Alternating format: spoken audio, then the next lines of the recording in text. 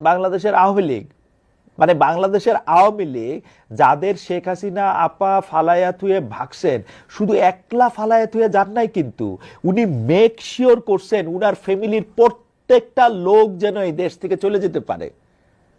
উনি make sure করছেন উনার ফ্যামিলির লোকদের প্রত্যেকজনই যাতে এই দেশ থেকে চলে গিয়ে বিদেশে আরাম আয়েশের সাথে দিন কাটাতে পারে।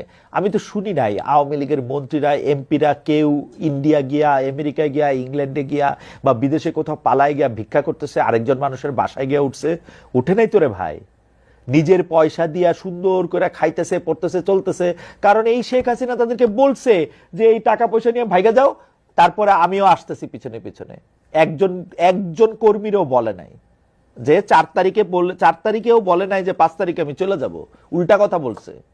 সেই শেখ হাসিনার কথা, সেই শেখ হাসিনার কথা মানে এই হরতাল মরতাল করবে?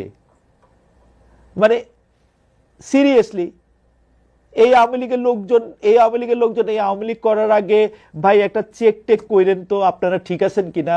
জরুরি কিন্তু একটা চেক করা, ঠিক আছেন কিনা।